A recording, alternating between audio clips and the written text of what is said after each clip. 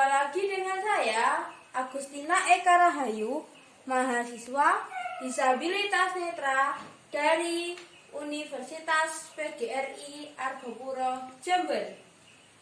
Di video kali ini, saya akan memaparkan materi tentang anak disabilitas waras.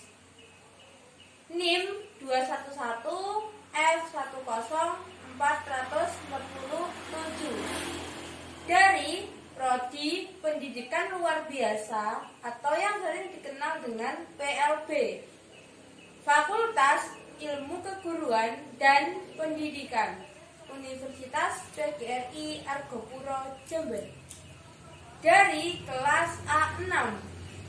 Video ini dibuat dalam rangka memenuhi tugas UTS mata kuliah Pendidikan Disabilitas Anak Tunalaras yang diampu oleh Bunda Tati Sudihartati SPD MPD. Bagi teman-teman yang penasaran dan ingin mengetahui anak disabilitas waras itu seperti apa, cara penanganannya bagaimana, ciri-cirinya seperti apa, jangan lupa simak video ini ya. Dadah. Tombol rekam. Cek 2 kali untuk mengaktifkan. Tombol rekam. Cek. Definisi anak tunalaras. Istilah tunalaras berasal dari kata tuna yang berarti kurang atau rugi dan laras yang berarti sesuai. Jadi, anak tunalaras adalah anak yang memiliki tingkah laku yang kurang sesuai dengan lingkungan. Perilakunya sering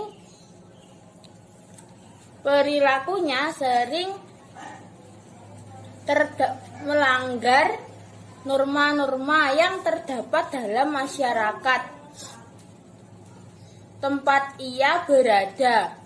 Dalam peraturan pemerintah nomor 72 tahun 1991 disebutkan bahwa tunalaras adalah gangguan atau hambatan atau kelainan tingkah laku sehingga kurang dapat menyesuaikan diri dengan baik terhadap lingkungan sekolah, keluarga, dan masyarakat. Sementara itu, masyarakat lebih mengenal anak tunalaras dengan istilah anak nakal.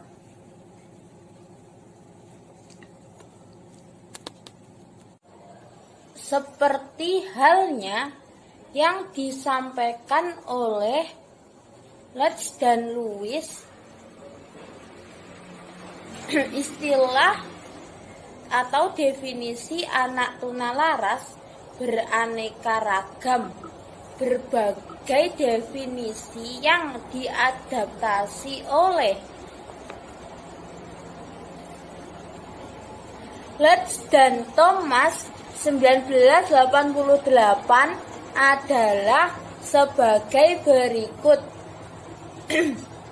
Public Law 94/242 Undang-Undang tentang PLB di Amerika Serikat mengemukakan pengertian tunalaras dengan istilah gangguan emosi, yaitu gangguan emosi kondisi yang menunjukkan salah satu atau lebih gejala-gejala berikut dalam kurun satu waktu tertentu dengan tingkat yang tinggi, mempengaruhi prestasi belajar. Ketidakmampuan belajar tidak dapat dihubungkan dengan faktor kecerdasan, pengindaran, atau kesehatan, ketidakmampuan menjalin hubungan dengan teman dan guru, bertingkah laku yang tidak pantas pada keadaan normal, perasaan tertekan atau tidak bahagia, terus-menerus cenderung menunjukkan gejala-gejala fisik seperti takut dengan masalah-masalah sekolah. Nah, harusnya jika kita di lapangan, nah teman-teman, jika di lapangan kita menemukan anak dengan kondisi di atas, mungkin bersikap tidak wajar, seperti anak-anak SMP, terus dia ikut miras, atau mungkin dia main pulang malam, itu kan perilaku yang tidak wajar ya. Hal seperti itu yang kita lakukan harusnya bagaimana? Kita ngejudge anak itu atau kita memberi arahan? Bisa jawab di kolom komentar ya. Yang harus kita lakukan adalah, kalau saya sendiri, kita sebisa mungkin memberi arahan, mengarahkan anak itu agar menjadi anak yang lebih baik lagi. Tapi kita juga harus menelusuri mengapa anak bisa seperti itu. Gitu. Ada apa? Faktornya apa? Penyebabnya apa? Sehingga anak jadi memiliki perilaku-perilaku yang menyimpang dan melanggar norma-norma atau peraturan yang telah ditentukan. Gitu. Dan sebelum kita merubah anak, yang kita lihat orang tuanya dulu. Seperti apa orang tuanya? Nah, kalau memang dari pihak orang tua pun memberikan contoh yang negatif, katakanlah orang tua si anak tersebut, ayahnya kesehariannya suka minum minuman keras, terus merokok gitu. Nah, anaknya mengikuti itu, berarti yang harus direhabilitasi si ayah dulu. Ketika ayahnya sudah tertata, baru merambah ke anaknya. Jadi semua perilaku anak yang kurang baik itu bukan kesalahan anak, melainkan contoh dari figur yang dicontohnya. Orang tua itu kan sebagai figur utama yang dicontoh oleh anak. Jadi sebisa mungkin harus menampakkan sikap baik ketika di depan anak. Mau di belakangnya seperti apa ya monggo. Hotman 1977 mengemukakan bahwa penyandang tunalaras adalah anak yang secara kronis dan mencolok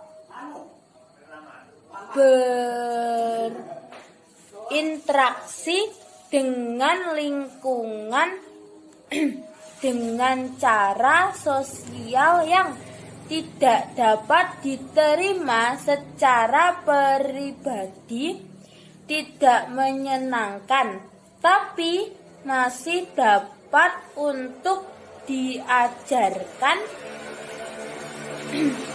untuk bersikap yang secara sosial dapat diterima dan secara pribadi menyenangkan. Smith dan Marcel 1981 mengemukakan bahwa anak tunalaras adalah anak yang secara kondisi dan terus-menerus menunjukkan penyimpangan perilaku tingkat berat yang mempengaruhi proses belajar. Meskipun telah mendapatkan atau menerima layanan belajar serta bimbingan seperti anak lain, ketidakmampuan menjalin hubungan baik dengan orang lain dan gangguan belajarnya tidak disebabkan oleh kelainan fisik, saraf, atau intelijensinya. Manson 1981 mengemukakan bahwa tingkah laku seorang murid dikatakan menyimpang jika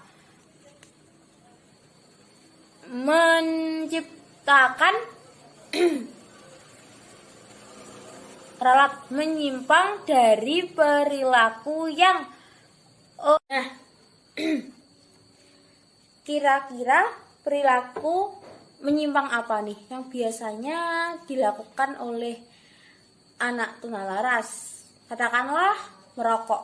Merokok itu menurut orang dewasa, dan menurut orang dewasa khususnya laki-laki itu dianggap wajar dan normal.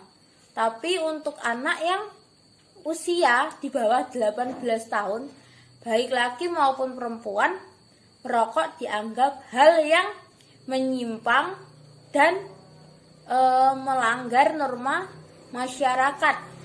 Nah, biasanya anak-anak yang merokok ini menyontoh dari orang-orang di sekitarnya yang dilihat. Contoh, orang tua, misal si bapak merokok aktif, kemudian si anak mengikuti.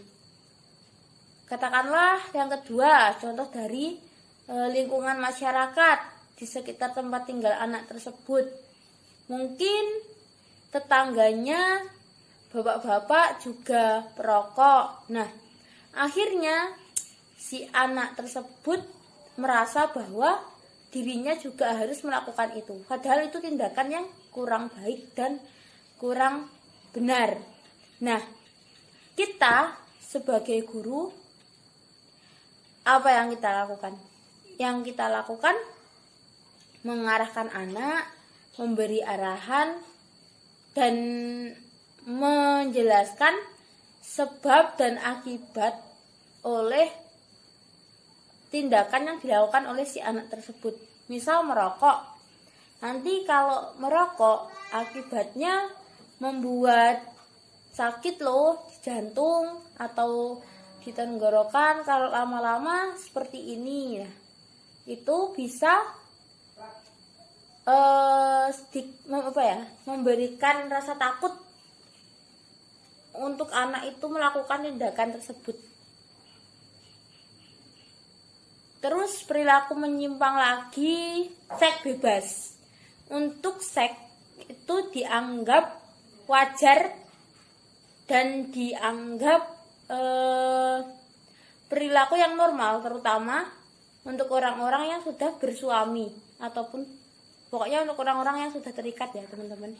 Tapi untuk anak-anak di bawah 18 tahun dan yang belum terikat itu melakukan hubungan seksual. Mengenai anak tunalaras sangatlah sulit karena definisi tersebut harus menggambarkan atau menjelaskan keadaan anak tunalaras secara jelas. Beberapa komponen yang harus diperhatikan meliputi adanya penyimpangan perilaku yang terus-menerus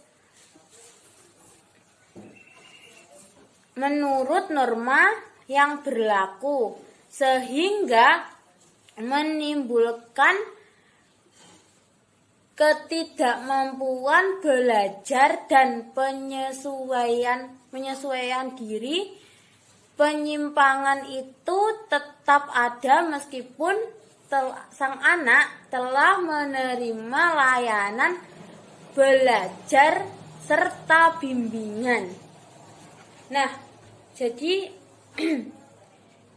jika mungkin kita di lapangan menemukan siswa, katakanlah siswa itu perokok aktif gitu ya, katakanlah perokok aktif, terus dia suka minum-minuman beralkohol gitu. Selagi siswa itu masih bisa diarahkan dan kembali menjadi siswa yang lebih baik lagi, paling tidak minumnya berkurang, terus merokoknya juga berkurang, itu bukan termasuk ke anak tunalaras atau disabilitas laras. Tapi jika siswa itu melakukan penyimpangan terus-menerus, katakanlah siswa itu tidak pernah pulang ke rumah, setiap hari mainnya di jalanan, menjadi anak jalanan, siswa itu baru dapat dikategorikan anak tunalaras atau penyandang disabilitas laras. Nah, di set berikut saya akan memaparkan faktor-faktor yang menyebabkan ketunalarasan atau faktor yang menyebabkan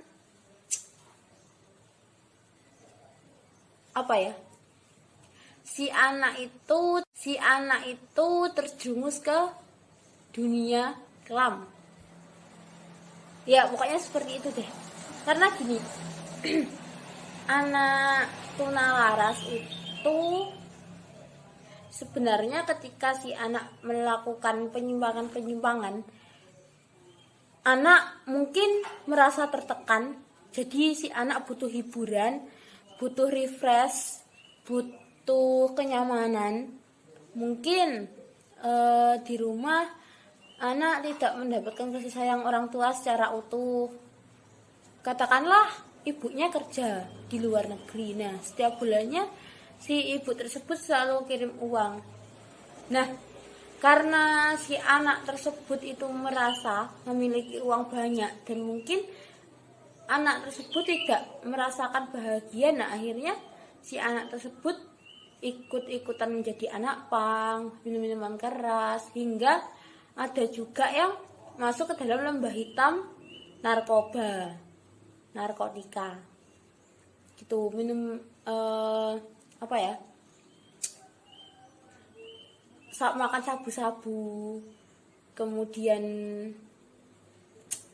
mengenal psikotropika, pokoknya jenis-jenis narkoba itu deh. Itu bisa jadi si anak mencari kenyamanan karena dia kurang nyaman, tertekan, terus bisa mungkin juga si orang tua itu terlalu memaksakan anak. Katakanlah seperti ini, anak tidak pernah diberi waktu mid time dengan diri anak sendiri. Jadi orang tua tersebut menekan bahwa anaknya belajar dan terus belajar. Anaknya meminta orang tuanya meminta dengan anak disuruh belajar terus-menerus itu agar kedepannya menjadi orang yang sukses. Namun yang terjadi sebaliknya. Nah, ada lagi juga penyebab anak mengalami ketunalarasan. Mungkin ketika orang tuanya itu hamil, katakanlah, orang tuanya berkeinginan memiliki anak jenis kelamin laki-laki. Nah, anaknya yang keluar perempuan. Akhirnya orang tuanya tidak terlalu sayang, jadi abai sama si anak tersebut. Nah, anak merasa bahwa orang tuanya itu memberat. Orang tuanya meminta dengan anak disuruh belajar terus-menerus itu agar kedepannya menjadi orang yang sukses. Namun yang terjadi sebaliknya. Nah, ada lagi juga penyebab anak mengalami ketunalarasan? Mungkin ketika orang tuanya itu hamil, katakanlah orang tuanya berkeinginan memiliki anak jenis kelamin laki-laki. Nah, anaknya yang keluar perempuan. Akhirnya orang tuanya tidak terlalu sayang, jadi abai sama si anak tersebut. Nah, anak merasa bahwa orang tuanya itu membencinya, orang tuanya mengabaikannya, tidak menganggap ia ada. Akhirnya dia keluar rumah, tidak mau sekolah, terus berkumpul sama anak pang. Di situ si anak merasa dihargai, merasa memiliki keluarga. Akhirnya dia terjerumus dan salah pergaulan. Tuh, karena si anak tersebut mendapatkan penolakan dari orang tua. Terus ada juga yang orang tuanya terlalu memanjakan. Dalam artian, katakanlah anaknya minta sesuatu, dari kecil minta apapun langsung diturutin di saat itu juga. Nah, ketika besar dia minta sesuatu ke orang tuanya, tidak dituruti. Nah, akhirnya anak itu mengancam, mau membunuh, mau mencuri sesuatu barang yang dimiliki oleh orang tuanya itu. Nah, maka sebagai orang tua harus bijak dalam bersikap dan menentukan sikap terhadap anak.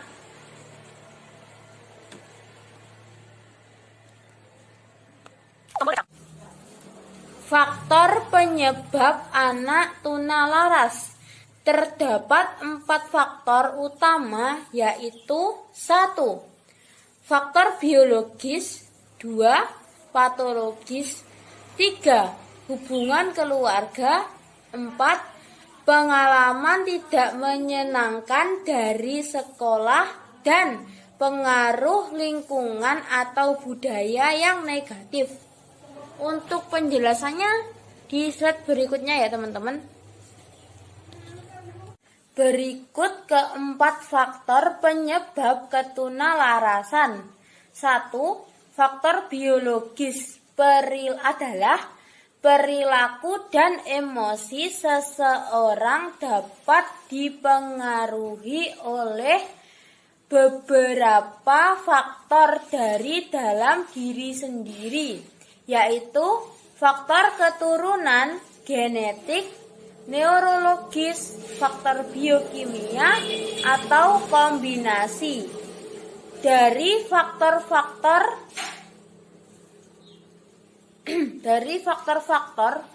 biologis terjadi ketika anak mengalami keadaan kurang gizi, mengidap penyakit psikotik dan trauma atau disfungsi pada otak. Nah, ini salah satu faktor internal yang menyebabkan anak mengalami ketunalarasan. Biasanya faktor ini terjadi ketika anak berusia mungkin 3 tahunan ya teman-teman. Pokoknya anak sebelum masuk ke sekolah. Mungkin anaknya kena penyakit yang menyerang saraf otak atau mengalami penyakit yang menyebabkan si anak tersebut kurang bisa mengolah emosi. Masuknya kalau tunalaras ini ke dalam jiwa dan juga hati dan pikiran. Nah, cara mengatasinya bagaimana agar anak itu terhindar ya? Agar anak kita tidak sampai mengalami ketunalarasan. Memberikan gizi yang cukup, memberikan vitamin-vitamin yang yang cukup, dan juga memberikan nutrisi atau suplemen yang mencukupi untuk perkembangan dan pertumbuhan si anak tersebut. Faktor keluarga. Keluarga yang dimaksud patologis adalah hubungan dalam keluarga menurut Tristianto Kristiwaloyo. Tanpa disadari, hubungan dalam keluarga yang bersifat intraksional dan transaksional sering jadi permasalahan dan penyebab utama perilaku pada anak. Pengaruh dari peraturan dan kepribadian serta disiplin yang dicontohkan atau ditanamkan oleh orang tua sangat mempengaruhi perkembangan dan emosi anak. Nah, ini juga faktor yang bisa menyebabkan anak mengalami tunalaras atau mengalami penyimpangan perilaku yang melanggar norma-norma. Contoh, di dalam keluarga, orang tua itu terlalu menekan anaknya. Dalam artian seperti ini. Anaknya dimasukkan ke sekolah favorit, tidak ada waktu untuk bermain. Jadi pagi mulai jam 7 sampai jam 3 anaknya bersekolah. Pulang sekolah anaknya les sampai sore, pulang les anaknya ngaji sampai malam. Nah, waktu me time sama orang tua, waktu main sama teman-teman tidak ada. Jadi anak stres dan kemungkinan besar ketika anak berusia kurang dari 18 tahun, dia akan menunjukkan perilaku yang menyimpang karena dia merasa tidak nyaman dan memberontak atas didikan dari orang tua tersebut. Ada lagi juga yang penyebab anak mengalami ketunalarasan. Katakanlah orang tuanya suka melakukan hubungan seksual di depan anak, maka anak akan menyontoh hubungan tersebut. Anak akan melakukan seks bebas dengan siapapun dan akan menyontoh hubungan tersebut. Anak akan melakukan seks bebas dengan siapapun dan mengakibatkan anak terjumus ke dalam dunia kelam. Nah, ada lagi orang tua yang terlalu membebaskan anak hingga anak lupa sama kewajiban yang dimiliki. Katakanlah si anak tersebut suka bermain. Waktunya belajar dia bermain, tidak disuruh belajar. Jadi anak teledor, lupa sama tanggung jawabnya. Maka sebagai orang tua yang harus kita lakukan dalam mendidik anak itu seperti apa? Ibaratkan anak kita itu seperti layang-layang. Kita mendidik anak ibaratkan kita sedang bermain layang-layang. Kalau bahasa Jawanya, ndase diculne, buntutnya digondeli. Dalam artian anak itu ditarik dan diulur. Anak tidak boleh terlalu dikekang dan juga anak tidak boleh terlalu dilepas. Jadi kesimpulannya, anak dilepas tapi tetap dalam pengawasan, dan ketika anak salah ditarik, diingatkan, diarahkan yang lebih baik lagi. Tentunya sebelum membenahi anak, orang tua harus membenahi diri sendiri. Katakanlah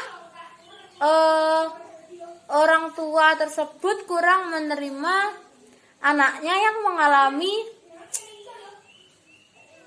mungkin anaknya punya nilai jelek gitu, katakanlah anaknya memiliki nilai yang jelek atau anaknya sudah mengalami disabilitas larasan. Orang tuanya kurang menerima. Nah, sebelum membuat anak itu bisa menerima kondisinya, maka orang tua harus menyembuhkan jiwanya dan mentalnya sendiri. Ketika si orang tua sudah tertata, baru merambah ke anak, menyembuhkan jiwa anak, menyembuhkan mental anak, membangun rasa percaya diri anak, memupuk rasa minder anak,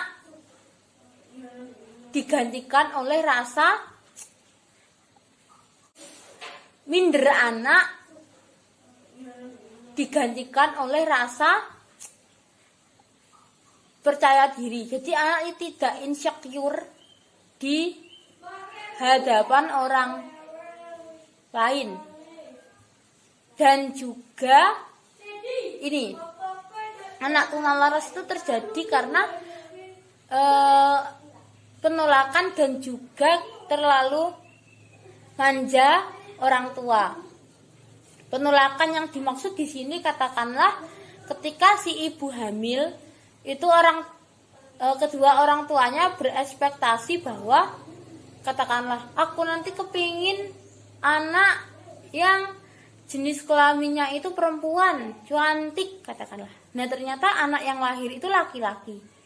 Kemudian orang tuanya itu masih kurang menerima dengan keadaan anak yang lahir dengan jenis kelamin laki-laki tersebut. Maka yang terjadi, orang tua mungkin akan mengabaikan anaknya.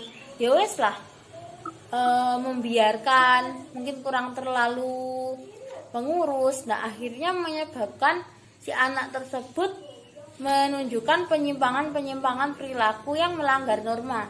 Katakanlah si anak tersebut berdandan seperti perempuan agar dia dilirik oleh orang tuanya, agar diperhatikan oleh orang tuanya. Dan ketika anak mengalami kenakalan, itu kita tidak bisa menyalahkan si anak tersebut. Kita harus melihat latar belakangnya orang tua seperti apa, terus pergaulan anak seperti apa. Namun kebanyakan masyarakat kita masih kurang bisa menyadari ketika anak nakal langsung ngejudge anaknya, padahal belum menelusuri orang tuanya seperti apa sehingga anaknya menjadi seperti itu. Dan pendidikan untuk anak itu sebagai orang tua tidak hanya berkewajiban membesarkan saja ya, namun sebagai orang tua berkewajiban memberikan contoh yang baik untuk anak, karena orang tua adalah figur utama untuk anak. Jadi ketika orang tuanya melenceng, ketika orang tuanya bertindak kurang baik, melanggar norma, kemungkinan besar anaknya juga seperti itu. Sekian yang dapat saya sampaikan. Jika ada kurang lebihnya, saya mohon maaf yang sebesar-besarnya. Semoga bermanfaat. Akhirul kalam, wabillahi taufiq wal hidayah. Assalamualaikum warahmatullahi wabarakatuh.